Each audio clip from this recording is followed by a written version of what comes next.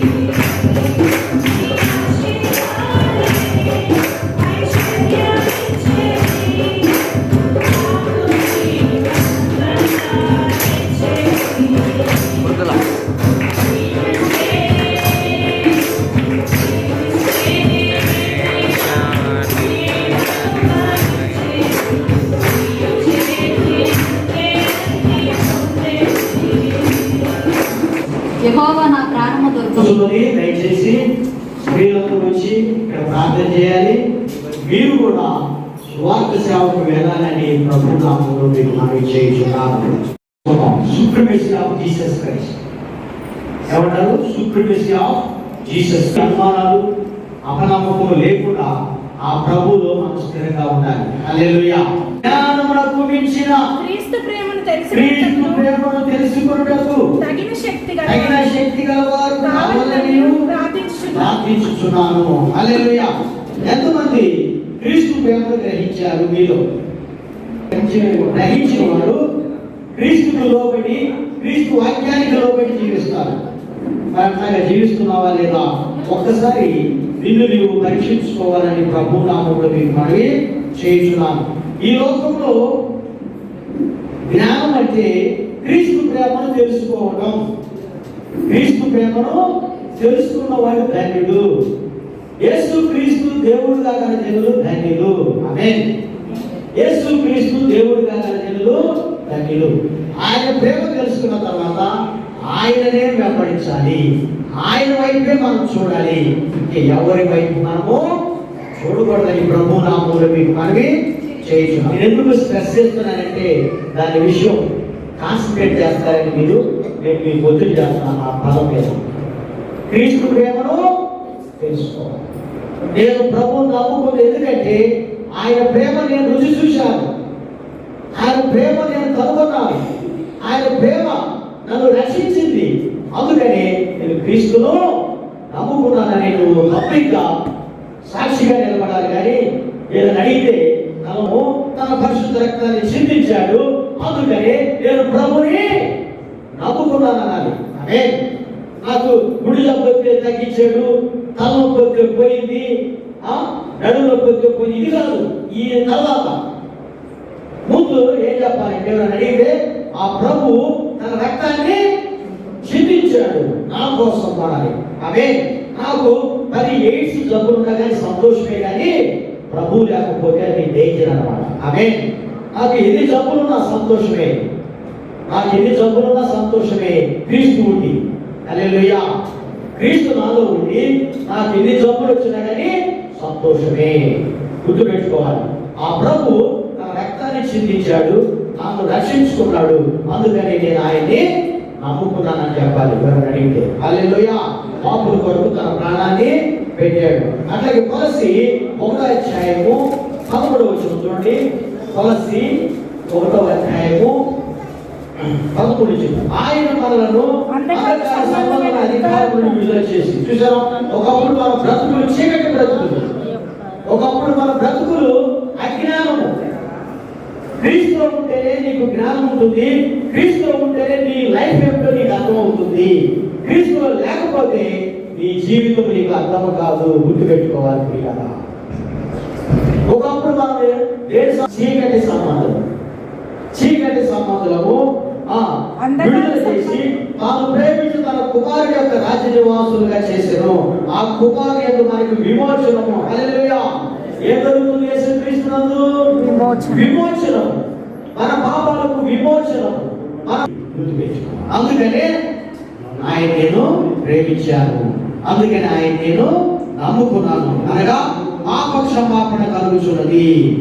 ఆయన అదృశ్య దేవుని స్వరూపి అయి సర్వ సృష్టికి ఆది సంపూర్ణుడై ఉన్నాడు. హల్లెలూయా.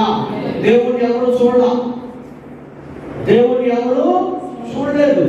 ఆయన అతి పరిశుద్ధుడు. ఆయన చూడాలంటే మన కళ్ళు చాలవు, మన కళ్ళు బాగు. అందుకనే దేవుడు ఎవరికి ప్రత్యక్షము కాదు. దేవుడిని చూడాలంటే నువ్వు ఎవరు చూడాలంటే యేసు క్రీస్తుని చూడాలి. అవి చూసుకోవాలంటే యేసు క్రీస్తు యొక్క గుణగణాలు నువ్వు గ్రహించుకోవాలి. సకలము క్రీస్తులో ఉంది అన్నాడు. ఆయన ఆది సంపూర్ణుడై ఉన్నాడు. హల్లెలూయా. ఆది సంపూర్ణుడు అంటే మరణించి తిరిగి లేచిన వాడు. యేసు ప్రభు మరణించి ఆయన ఆర్కియాలజికల్గా మనకి ఎవిడెన్స్ చక్కగా ఉన్నది. హల్లెలూయా. ఆది సంపూర్ణుడు, ఆది వాడు మరణించి తిరిగి లేచాడు. హల్లెలూయా. అని ఇంకెవడగా ఆకాశమందున్నవియు భూమి అందున్నవియు దృశ్యమైనవి గాని అదృశ్యమైనవి గాని అవి సింహాసనములైనను ప్రభుత్వములైనను ప్రధానులైనను అధికారములైనను సర్వమును ఆయన యందు సృజింపబడెను. హల్లెలూయా. ఆయన అన్నిటికంటే ముందుగా ఉన్నవాడు, ఆయనే సమస్తమునకు ఆధారభూతుడు. హల్లెలూయా. యేసులేని ఈ ప్రపంచము లేదు. గుర్తుపెట్టుకోవాలి.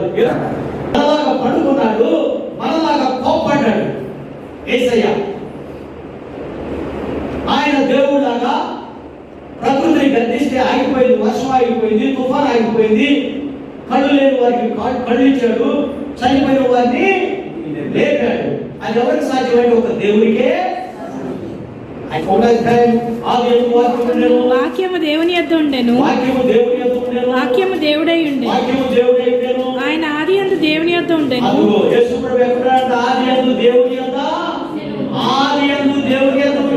సమస్తమును ఆయన మూలముగా కలిగెను. ఆయన లేకుండా కలుగలేదు. ఆయనలో జీవం ఉండెను.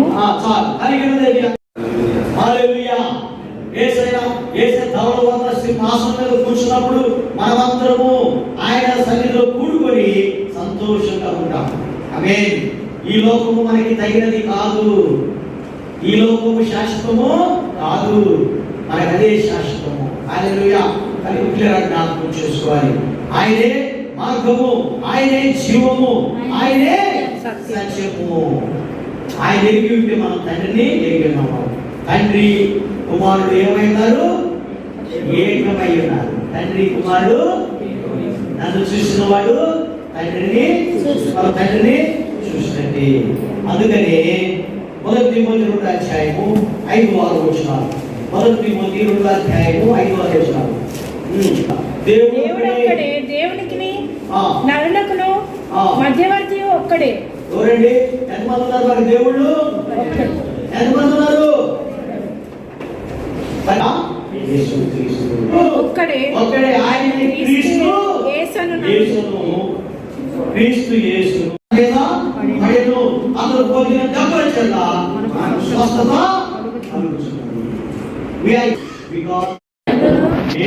నేను వారి యందు నిలిచియుందును.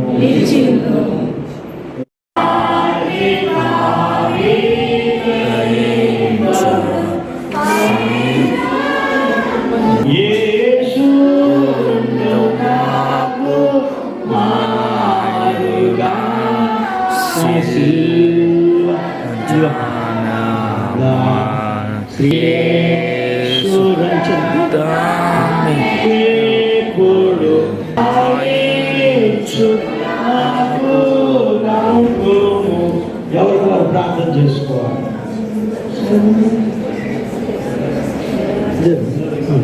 తీసుకుంటాను. స్తోత్రం నాయన, స్తోత్రం,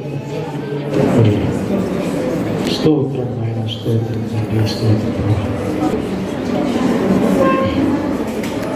స్తోత్రం, స్తోత్రం.